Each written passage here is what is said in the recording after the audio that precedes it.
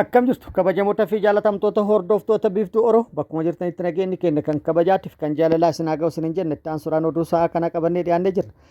Kan gadhuma sagantaa kanaatti nu wajji turaan affeerraa kenna kun biiftuu Oroodha keessani jajjabeeffadha laayik sheer godhu hin dagatina kallattii mangara mata duree oduu amma qabadheetti yeroo dabru oduun jalqaba.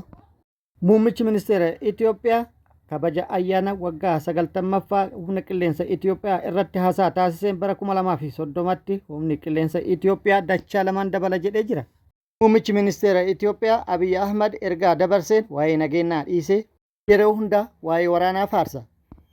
Yeroo hunda doorsisaa fi akeekkachiisa sodaachisaadha. Dhaamsi inni dabarsu kuni maaliif jechuudhaan qaamoleen garaagaraa yaada irratti kennanii jiru akkasumas qeeqanii jiru. Dabalata odeeffannoo kana qabadhee jira. Oduun itti aanu oduu oolmaa Oromiyaati. Oduu oolmaa Oromiyaatti lolli loltoota mootummaatiif waraana bilisummaa Oromoo gidduutti guutuu Oromiyaa keessatti deemaa jiru akkuma itti fufetti jira. Waraanni bilisummaa Oromollee bakkoota garaagaraatti lola loltoota mootummaa maqaa sakattaa waraana bilisummaa Oromoo jechuun bobbaate irratti tarkaanfii fudhataa jiru. Cimsee itti fufuun injifannoo argataa jiraachuu beeksisee jira. Mootummaan gama isaatti sakattaa guutuu Oromiyaa keessatti gaggeessaa jiruun milkaa'aa jira jedhee jira. Dabalata odeeffannoo kanallee qabadhee jira. Oduu biyyaa alaallee qabna. Guutuu oduu kanneeniitii fi kan biroo wajjin isin wajjin kan turanii bariisoo ganamooti. Guutuun oduu wal duraa duuban akka itti aanu kanatti isiniif dhiyaatu. Bara 2030tti humna qilleensa Itoophiyaa dachaa lamaan guddisna. Gara lola dhaloota shanaffaattis ce'uufis karoorfannee jirra jedha muummichi ministeera Itoophiyaa. Itoophiyaan waggoota 5 dhufan keessatti dandeettii humna qilleensa ishee dachaa lamaan dabaluun dandeettii humna qilleensa ishee gara dhaloota shanaffaatti ceesisuu fi karoora akka qabu ministeerri muummee Itoophiyaa Abiy Ahmad beeksisee jira. Muummichi ministeera Itoophiyaa Abiy Ahmad sirna kabaja waggaa 90ffaa humna qilleensa Itoophiyaa irratti ergaawwan hedduu dabarsee jira. Ergaawwan kunneen hedduun isaanii sodaachisaa fi doorsisaa akkasumas dhaadannoo kan of keessaa qaban yoo ta'u, waa'ee karoora waraanaa malee waa'ee karoora misooma biyyaa hin dubbanne jechuudhaan hedduun kan qeeqan yoo ta'u, kanumaan wal qabate haasaa doorsisaa taasiseen qooda fudhattoonni naannoo fi idila addunyaa kanneen tarsiimoo Itoophiyaa mormuuf yaadan of qusachuu qaban jedhee jira. Yaada kana yoo dabarsu qooda fudhattoota naannoo kan inni jedheen eenyuufaa akka tan adda baasuu baatullee mormitoota biyya keessatti jiran ta'uu qaamonni garaagaraa akeekanii jiru. Akkasumas qooda fudhattoonni addunyaa kan inni jedhe maaliin wal qabsiisee akka jedhee fi addunyaa tamiin akka jedhe wanti adda baasee yookaan immoo ifa godhe jiraatuu baateellee kun shakkii mataa isaa ofumaa of shakkaa jiru akka ta'e hedduun isaanii yaada itti kennanii jiru. Yaada kanaan wal qabatee komiin guddaan hawaasa bal'aa biraa itti ka'ee jira yookaan qaamonni garaagaraa komii irratti dhiyeessanii jiru. Biyyi takka humna qilleensa isii kan guddiftuu fi lammiilee ofii ittiin fixuuf osoo hin taane diina alarraa itti dhufu ittiin qolatuuf akka ta'e ibsuudhaan Itoophiyaan immoo faallaa kanaati jechuudhaan dubbatamee jira. Komii fi qeeqni namoota garaagaraa irraa yaada kanaan wal qabatee ka'e Itoophiyaan humna qilleensa isii kan fayyadamaa jirtu lammiilee ishii fi akkasumas namoota nagaa irratti akka ta'e dubbatuudhaan kun immoo kan ta'uu hin qabnee fi rakkoo biyya keessa mariidhaan furuudhaan dursi kennamuu fi osoo qabu waggootaaf mootummaan Itoophiyaa maqaa hidhattoota haleeluu jedhu dahoo godhatuudhaan lammiilee nagaa irratti yeroo garaagaratti haleellaa raawwataa ture lubbuu namoota nagaa hedduu galaafatee qabeenyi hedduu balleessee jira yookaan mancaasee jira jechuudhaan komatamee jira. Namoota nagaa bira dabre humna waraana isaa irrattu haleellaa raawwataa jira jechuudhaan kan dubbatame yoo ta'u kun immoo akka ragaatti dhiyeenya kana naannoo Amaaraatti haleellaa milishoota irratti raawwatame kan haalamuu hin dandeenye jechuudhaan dubbatamee jira. Gama biraatiin immoo muummichi ministeera Itoophiyaa waltajjii biyyoolessaa kam irrattuyyuu faarsaan isaa waraana qofa ta'ee jira. Waraana keenya akkana goone sadarkaa kanarraa geenye addunyaarraa sadarkaa kanarra jirra humna qilleensaa keenya gahoomsine kan jedhamaa jiru kana kun akkuma jirutti ta'e misooma dubbatuun maaliif isa rakkisa jechuudhaan hedduun yaada kennanii jiru.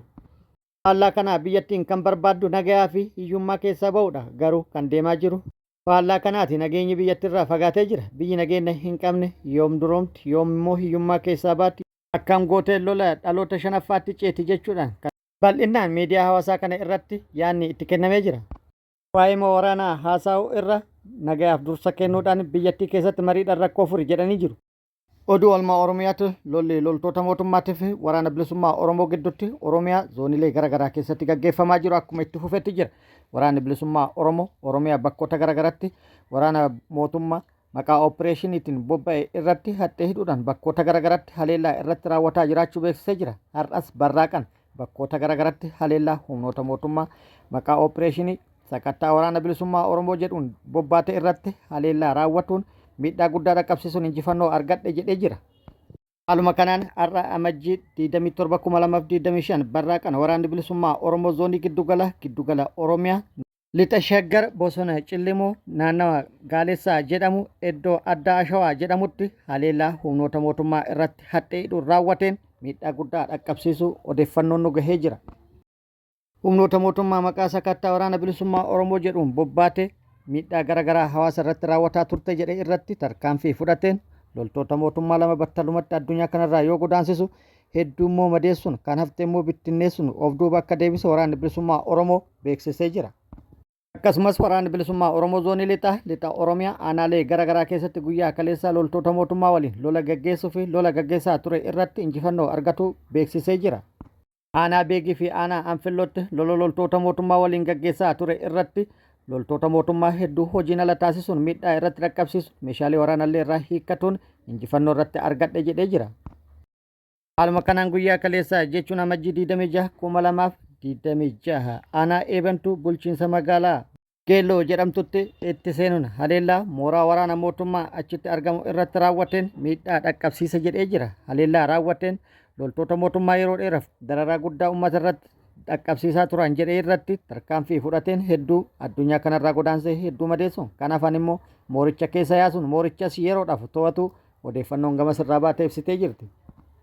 Haaluma wal fakkaatuun guyyuma kaleessaa amajjii 26/2025 achuma lixa Wallaggaa aanaa Anfilloo mooraa waraana mootummaa magaalaa Doollaa jedhamutti argamu irratti haleellaa barraaqan raawwateen miidhaa guddaa kan qaamatii fi kan lubbuu dhaqqabsiisuun meeshaalee hiikkatu waraanni bilisummaa Oromoo beeksisee jira. Barraaqan mooraa waraana mootummaatti marsuudhaan haleellaa humnoota mootummaa irratti raawwateen milishaa yeroo dheeraaf dararaa garaagaraa uummata irratti raawwataa ture, uummata ajjeesaa ture, hiisisaa ture, hidhaa ture, ajjeesisiisaa ture. Maqaan isaa eerame dabalatee humnoonni mootummaa hedduun addunyaa tanarraa godaanuu fi hedduun madaa'uu odeeffannoon gama sirraa nu geette ibsitee jirti. Haleellaa raawwatte kanaan meeshaalee waraanallee hiikkatu odeeffannoon nu ga'e ibsee jira. Haaluma wal fakkaatu waraanni bilisummaa Oromoo zoonii kibba Oromiyaa aanaa Aagaa Waayyuutti har'a barraaqan tarkaanfii fudhatee milkaa'ee jedhee jira. Aanaa Aagaa Waayyuu ganda Injoo jedhamutti ganamaan tarkaanfii fudhateen humnoota mootummaa dararaa garaagaraa uummata irratti raawwataa turte to'adhe jedhee jira. Humnoota mootummaa 4 kan to'ate yoo ta'u meeshaa 4 wajjin yookaan AKM 4 wajjin qabadhe jedhee jira. Akkasumas waraanni bilisummaa Oromoo tibbana kibba baha Oromiyaa aanaalee garaagaraa keessatti fufteedhaan tarkaanfii fudhataa turuu beeksisee jira. Tarkaanfii tibbana fufteedhaan fudhataa tureenis injifannoo argadhe jedhee jira. Kaleessaas bakkoota garaagaraatti tarkaanfii humnoota mootummaa irratti fudhateen miidhaa guddaa dhaqqabsiisuun injifannoo argadhe jechuudhaan beeksisee jira. Guutuu odeeffannoo kanneen akkuma nu ga'e kan isiniin geenyu ta'a. Gama mootummaatti bakkoota lolli itti gaggeeffame kanaan wal qabatee odeeffannoo argachuuf yaallee turre. Wanti jedhame hin jiru yookaan immoo odeeffannoon nu hin geenne yeroo odeeffannoo argannetti kan isiniin geenyu ta'a. Ta'ullee mootummaan gama isaatii guutuu Oromiyaa keessatti duula gaggeessaa jiru itti fufee jira yookaan cimsee itti fufuu beeksisee jira. Duula waraana bilisummaa Oromoo guutuu Oromiyaa keessaa balleessuu guutuu Oromiyaa keessatti gaggeessaa jiru mootummaan cimsee itti fufuu kan beeksise yoo ta'u duula gaggeessaa jiruunis milkaa'aa jiraachuu beeksisee jira. Loltoonni waraana bilisummaa Oromoo hedduun harka kennataa jiran jechuudhaan beeksisee jira. Guyyaa kaleessa gabaasa keenya keessatti kana isiniin dhaqqabsiifnee turre. Kibba Oromiyaatti miseensonni waraana bilisummaa Oromoo hedduun harka kennatan kan jedhe yoo ta'u mootummaan kaleessa akka isinii gabaafnetti jechuudha. Waraanni bilisummaa Oromoo kun immoo soba jechuudhaan dura dhaabbatee jira. Oduu biyya alaatiin Minisootatti mormiin daandiirratti uummata baay'een gaggeeffamaa ture tasgabbaa'aa jira. Pireezidaantiin Ameerikaa Doonaald Tiraamp qondaala mootii daangaa yookaan boorder star jedhamuun beekamu Tom Homan Minisootatti ramadee jira. Faallaa kana immoo koomaandara to'annoo daangaa Giriigoorii Booviinoo kan jedhamu achi baasee jira. Gama biraatiin immoo qondaalli immigireeshinii US Minneapolis keessaa akka bahu eeggamaa jira. Kunis White House tarkaanfii seeraa raawwataa jiru lammiileen Ameerikaa 2 ajjeefamuun booda adeemsa laaffisuuf raawwatame jedhamee jira. Koomaandarri to'annoo daangaa Giriigoorii Booviinoo achi bahu hordofee mootii daangaa kan jedhamu yookaan immoo Border Star jedhamuun kan beekamu Tom Homan seera raawwachiisu Minisootaa muddamni itti jabaatee hoogganuuf achitti ramadamee jira. Murtoon Tiraamp kun tarkaanfii cimaa guutummaa biyyattii keessatti godaantota irratti gaggeessaa jiru duubatti deebisaa jiraachuu agarsiisa jedhamee jira. Ta'ullee godaantota gaadanii qabachuun itti fufuun tarkaanfiin kun akka hin dhaabbanne ni agarsiisa jedhamee jira. Booviin kan amma Minisootaa irraa kaafame yeroo narsiin Pireetii jedhamu ajjeefamu nama hoogganeedha jedhamee jira. Booviin yookaan immoo hoogganaan to'annoo daangaa kun Pireetiin poolisoota federaalaa fixuu barbaade jechuudhaan dubbatuun isaa dheekkamsa guddaa itti kaasee jira. Akkasumas waajjirri nageenya biyya keessaa Ameerikaa seera raawwachiiftonni ofirraa ittisuuf jedhanii itti dhukaasan qawwee hidhatee ture hiikkachiisuuf jennaan dide jechuudhaan yaada kennanii ture. Kun immoo falmii guddaa kaasee ture. Kabajamoota fi jaalatamtoota hordoftoota biiftuu Oroo oduu namaaf qabadde kan hanga ammaa kana guutuu oduu wajjin isin wajjin ka ture ani Bariisoo Ganamoodha. Hanga yeroo itti aanutti deebinee wal agarrutti nageenyi Rabbii isiniif haa baay'atu nagatti nu turaan hawwii kenna hanga deebinee wal agarrutti nagatti nu tura.